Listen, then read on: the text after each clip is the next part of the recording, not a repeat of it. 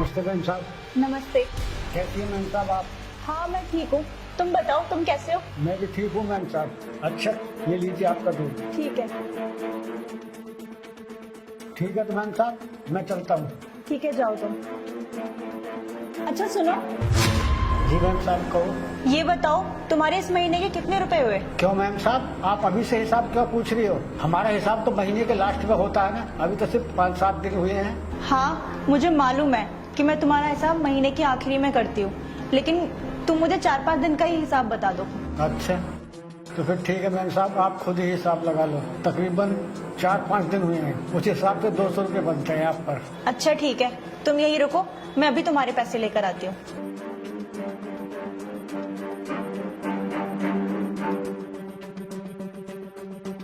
ये लो अपने पैसे। ठीक है मैम साहब। वैसे मैम साहब अगर आप बुरा ना मानो तो एक बात पूछूं? हाँ पूछो। हमारा हिसाब तो महीने के लास्ट में होता है ना, फिर आप इस बार इतनी जल्दी क्यों कर रही हो हमारा हिसाब? हाँ मुझे मालूम है कि मैं तुम्हारा हिसाब महीने के आखिरी में करती हूँ, लेकिन मैं तुम्हारा हिसाब इसलिए कर रही हूँ क्योंकि अब मैं तुमसे दूध नहीं लूंगी। कल से तुम दूध लेके मत आना। दूध लेके नहीं आना? क्या हुआ मैम साहब, मुझसे कोई गलती हो गई है क्या, या मेरी तरफ से दूध खराब आने लगा? आप ये बताओ मैम साहब, आप मुझसे दूध लेना क्यों नहीं चाहती? मैम साहब आप दूध किसी और से लेने लगी हो क्या? मैं तो कितने सालों से आपके यहाँ दूध दे रहा हूँ। फिर मैम साहब आप मुझसे दूध लेना क्यों बंद कर रही हो? प्लीज मैम साहब मुझसे दूध लेना बंद मत करो।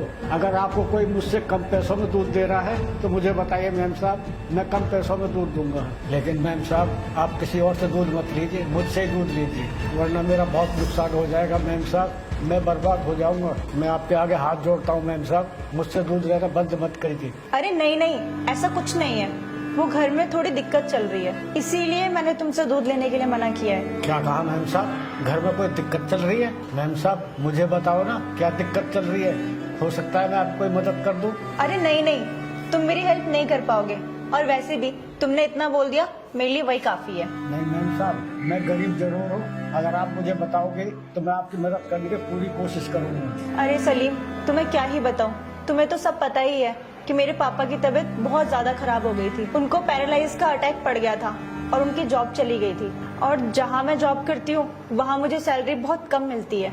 मुझे घर का खर्चा तक चलाना बहुत मुश्किल हो गया है, मुझे घर का किराया भी देना होता है और भी खर्चे होते हैं, इसलिए मैंने सोचा कि जितना खर्चा कम हो उतना ही अच्छा है, वरना मैं अपने पापा का इलाज भी नहीं करा पाऊंगी और यहाँ तक कि उनकी मेडिसिन भी नहीं ला पाऊंगी। इसलिए मैंने तुमसे दूध लेने के लिए मना कर दिया ताकि मैं कुछ पैसे बचा पाऊँ और अपने पिताजी का इलाज करवा पाऊँ। अरे मैम साहब अगर ऐसी बात थी तो आपने मुझे क्यों नहीं बताया? मैं तो आपके यहाँ पर कितने सालों से दूध दे रहा हूँ, तकरीबन 5 साल हो गए। इस दौरान जब भी मुझ पर कोई विपत्ति आई या मेरे घर में कोई परेशानी आई, आपने हमेशा मेरी मदद की मैम साहब। यहाँ तक कि आपने मेरे बच्चों का एडमिशन फ्री में कराया, उनको किताबें दिलवाई, उनको स्कूल की ड्रेस दिलवाई। आपका ये एहसान मैं जिंदगी भर नहीं भूल सकता मैम साहब, इसलिए आप बेशक मुझसे दूध लेती रहिए, मुझे आपसे पैसे नहीं चाहिए। अरे नहीं नहीं सलीम, मैं तुमसे ऐसे दूध नहीं ले सकती। मैम साहब आप क्यों नहीं ले सकते मुझसे दूध? मैम साहब आपने भी तो मेरी हर परेशानी में मदद की है, इसलिए मैं भी आपकी मदद करना चाहता हूँ मैम साहब। आप बेशक उधार समझ के दूध ले लीजिए, लेकिन मुझसे ही दूध लीजिए, और जब आप पे पैसे हो जाए तो बेशक दे देना, मैं मना नहीं करूँगा आपसे। नहीं नहीं सलीम, मैं तुमसे उधार नहीं लेना चाहती दूध। पहले ही घर में इतनी प्रॉब्लम्स चल रही है, मैं तुमसे उधार लेकर के अपनी प्रॉब्लम्स और बढ़ाना नहीं चाहती। तुमने मुझसे इतना कुछ कहा, मेरे लिए उतना ही बहुत है। मुझे बहुत खुशी हुई तुम्हारी ईमानदारी देखकर। चलो ठीक है, अब तुम जाओ। ठीक है तो मैम साहब मैं जाता हूँ, आप अपना ख्याल रखना।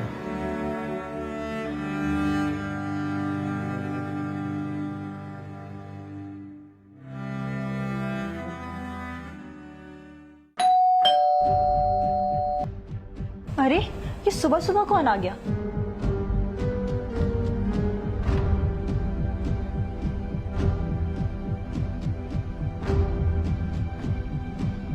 अरे यहाँ पर तो कोई भी नहीं है।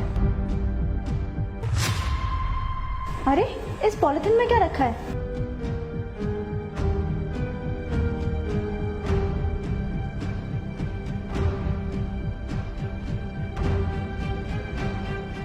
मैम साहब मैं जानता हूँ आपने मुझे दूध देने के लिए मना किया है, पर फिर भी मैं अपने आप को दूध देने से रोक नहीं पाया। आप इसे उधार मत समझना, बस ये समझना मेरी तरफ से आपको थोड़ी सी मदद है। मैम साहब, मैं आपके यहाँ रोज ऐसे ही दूध देने आता रहूंगा और आप अपने पिताजी की फिक्र मत करना, वो जल्दी अच्छे हो जाएंगे। मेरी ऊपर वाले से यही प्रार्थना है, आप अपना ध्यान रखना मैम साहब।